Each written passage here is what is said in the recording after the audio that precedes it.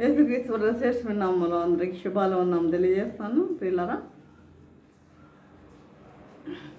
మరి మనము చిన్న చిన్న షార్ట్ మెసేజెస్ చెప్పుకుంటున్నాం కాబట్టి ప్రతి ఒక్కరూ ఈ యొక్క మరి సందేశాలు విని మరమ పొందాలని కూడా నేను కోరుకుంటున్నాను. ఈరోజు నేను ధ్యానించబోయే లేఖన భాగాలు ఏంటంటే యెషయా గ్రంథం 55వ అధ్యాయం 1వ వచనం. యెషయా గ్రంథం 55వ అధ్యాయం 1వ వచనం. దప్పికొన్న వార్లారా నీళ్ళ యొద్దకు రండి, రోకలు లేని వార్లారా మీరు వచ్చి కొని భోజనం చేయండి. రండి, రోకలు లేకపోయినాను ఏమీ ఇయ్యకే ద్రాక్షారసమును పాలను కొనుడి. ఏమి ఇయ్యకనే ద్రాక్షారసమును పాలను కొనుడి. చూడండి, మనుషుల పట్ల దేవుడు జరిపించే కార్యాలు అద్భుతమైనవి. ఆయన మన పరిశుద్ధ గ్రంథంలో మనం చూసినట్లయితే అనేకమైన అద్భుత కార్యాలు చేశాడు. ఆయన అనేకమైన అద్భుత కార్యాలు చేశాడు. కీర్తన 66:5 చూసినట్టయితే మనుషుల పట్ల దేవుడు జరిపించే కార్యాలు చూస్తే ఆయన భీకరుడు. మనుషుల పట్ల దేవుడు జరిపించే కార్యాలను చూస్తే చూడండి, ఇశ్రాయేలుని మరి సముద్రములో నుండి అడవి రెండు వైపుల గోడను నిర్మించి 6 నెలలు నడిపించాడు వాళ్ళని. 6 నెలలు నడిపించాడు వాళ్ళని. అదేవిధంగా మరి రక్తస్రావ రోగి గల స్త్రీని 12 సంవత్సరాల నుండి రక్తస్రావ రోగంతో బాధపడుతున్న స్త్రీని ఆయన బాగు చేశాడు. చనిపోయిన వారిని లేవనెత్తాడు. ఆయన చనిపోయిన వారిని లేవనెత్తాడు. అదే మళ్ళీ ఆదరణ కూడా ఆదరణ చూస్తాం. అదేవిధంగా నాయను విధవరాలు కుమారుడిని చూస్తాం. ఈ విధంగా చనిపోయిన వారిని ఆయన లేవనెత్తాడు. అదేవిధంగా మరి కళ్ళు లేని వారికి కళ్ళు ఇచ్చాడు. కాళ్ళు లేని వాళ్ళకి కాళ్ళు ఇచ్చాడు. చూపులే మాట లేని వారికి మాటలు ఇచ్చాడు. ఊచకాళ్ళ చేతులతో ఉన్న వారిని బాగు చేశాడు.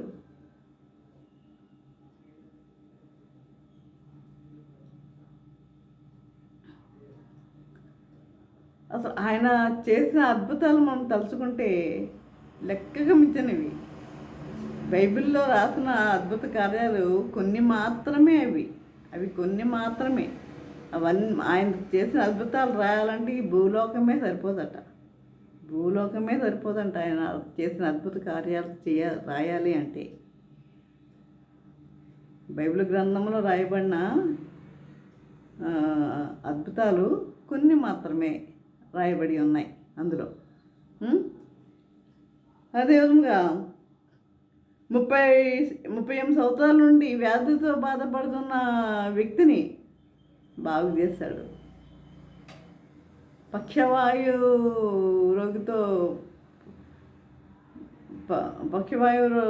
రోగంతో బాధపడుతున్న అతనిని 4 స్నేహితులు తీసుకొని వెళ్ళినప్పుడు అక్కడ స్థలము లేకపోయినా మరి వాళ్ళు ఏం చేశారు?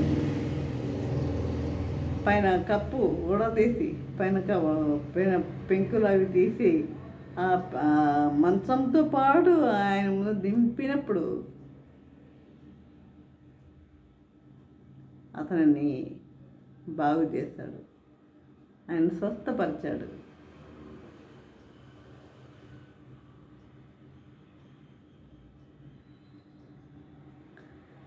ఈ విధంగా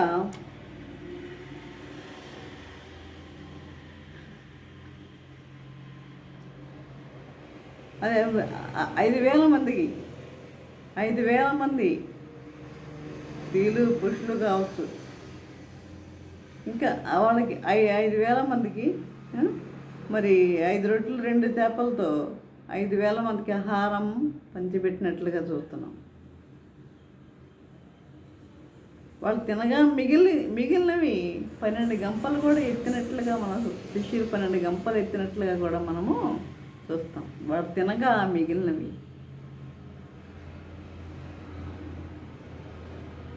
అయితే ఇప్పుడు నేను చెప్పింది ఏంటంటే అన్ని అద్భుత కార్యాలు అన్నీ మనము చూస్తున్నాము, చదువుతున్నాము.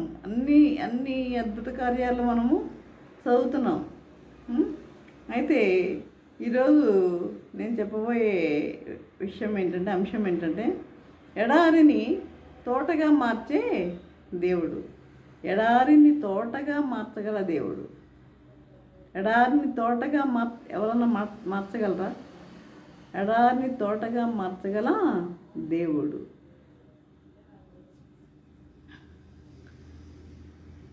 చూడండి, ఒక కుటుంబంలో నలుగురు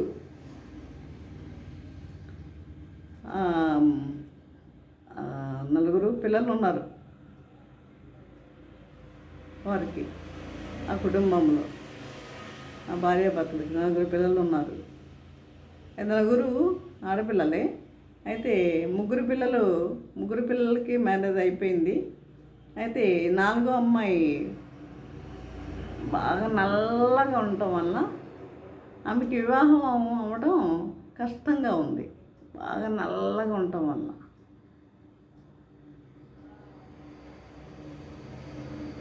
చూడండి, ఈ రోజుల్లో ఏం చూస్తున్నారు? పై మెరుగులు చూస్తున్నారు, అందం చూస్తున్నారు. అందం మోసకరము, సౌందర్యము వ్యర్థము అన్నట్లుగా ఈ యొక్క అంతరంగ సౌందర్యము మనకు కావాలి, కానీ బాహ్యంగా మనం దాన్ని చూసి ఆలోచించే వారిగా ఉండకూడదు. పై మెరుగులు చూసి ఇష్టపడేవారిగా ఉంటున్నారు. అది ఎప్పటికైనా ప్రమాదానికే దారితీస్తుంది. కానీ ఈమెకి ఏంటంటే ఈమె బాగా నల్లగా ఉండటం వల్ల ఈమెకి వివాహం అవడం చాలా కష్టంగా ఉంది. ఆ తల్లిదండ్రులు చాలా బాధపడుతున్నారు. ఆ అమ్మాయికి ఇంకా వివాహం కాలేదు, ఇలా ఉండటం వల్ల ఇట్లా వివాహం కాలేదేమో అని ఎవరు రావడం లేదు చేసుకోవడానికి కూడా ముందుకి. అయితే ఆమెకి ఒక స్నేహితురాలు పరిచయం అయింది. విశ్వాసి అయిన ఒక స్నేహితురాలు పరిచయం అయ్యి నువ్వేమీ బాధపడవద్దు, మన దేవుడు అద్భుతాలు చేసే దేవుడు. ఆయనకి అసాధ్యమైనది ఏది కూడా లేదు. మనము ప్రార్థన చేద్దాం. తప్పనిసరిగా దేవుడు నీ మార్గము తెరుస్తాడు అని ఆమెకు ధైర్యం చెప్పింది. వీళ్ళు ధైర్యం చెప్పేవాళ్ళు కూడా ఉండొద్దా? ఇంతగా ధైర్యము చెప్పింది. నువ్వేమీ బాధపడవద్దు, దేవుడు మనకు సహాయము చేస్తాడని. కనుక ఈ విధంగా 4వ కూతురు వీరు ప్రార్థన చేస్తూనే ఉన్నారు. 4వ కూతురు యొక్క వివాహము అద్భుతంగా జరిగిందండి.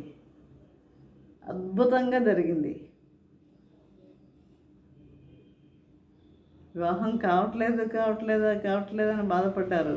కానీ అంత ఎవరి మహిమ? దేవుని యొక్క మహిమ, ఆయన యొక్క కృప, ఆయన యొక్క దయ, ఆ బిడ్డ పట్ల ఉన్నది ఆ దయ. వారు చేసిన ప్రార్థనకు దేవుడు మరి వారిని ఆశీర్వదించాడు. ఆ బిడ్డ యొక్క వివాహము అద్భుతంగా జరిగింది. అదేవిధంగా కొన్ని రోజుల తర్వాత చాలా సమస్యలు. మిగతా ముగ్గురు అంటే ఇప్పుడు 4వ అమ్మాయి చాలా ఇప్పుడు ఎలా ఉంది? ఒక విశ్వాసిలా మారిపోయింది. ఆమె ఒక విశ్వాసి అయింది. ఆమె దేవుని పట్ల ఆమె భయభక్తులు కలిగి జీవించే దానిలా ఉంది ఆమె. అయితే తర్వాత ముందు ముగ్గురు అక్కల వివాహం అయింది కదా. ఈ వివాహం అయిన తర్వాత వారి ముగ్గురు జీవితాల్లో ఏం కలిగిందంటే సమస్యలు కలిగినాయి అన్నమాట. వారి వారి జీవితాల్లో సమస్యలు. ఎందుకని సమస్యలు వచ్చినాయి అంటే, వారి వివాహం అయినప్పటి నుంచి వాళ్ళు ఏం చేస్తున్నారు, దేవుని యందు భయము భక్తి అనేది మర్చిపోయారు. దేవుని యందు విశ్వాసం అనేది వాళ్ళు మర్చిపోయారు.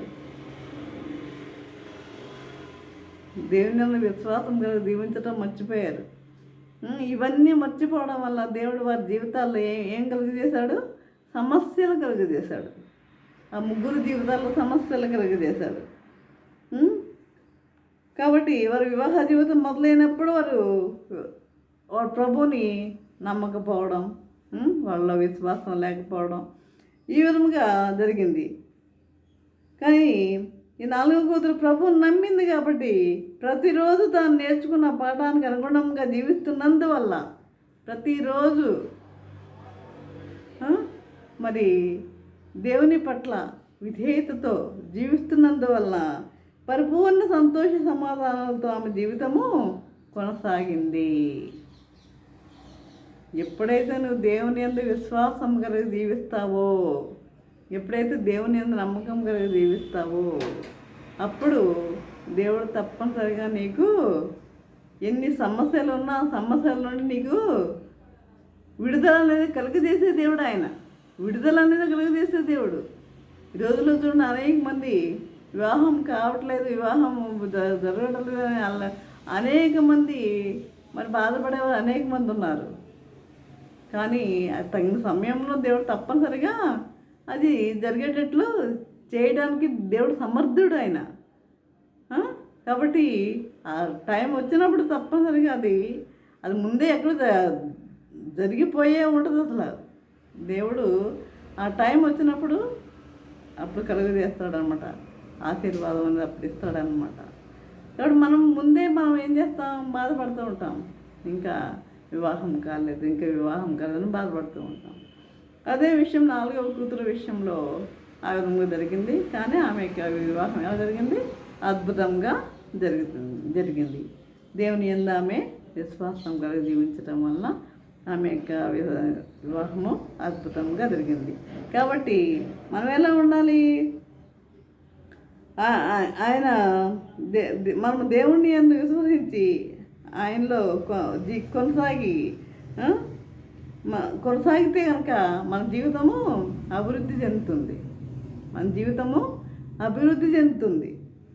ఆయన శక్తి సమస్యలను అవరోధాలను పూర్తిగా తొలగిస్తుంది.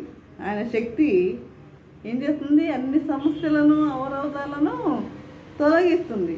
ఆయన మీ జీవితాన్ని కూడా ఇలాగే అభివృద్ధి చెందేలా చేస్తాడు. కాబట్టి ప్రియులారా, ఒకటి నేను చెప్పేది ఏంటంటే, భయం కలిగి జీవించండి. దేవుని యందు మనం భయభక్తులు కలిగి జీవించేవారిగా ఉండాలి.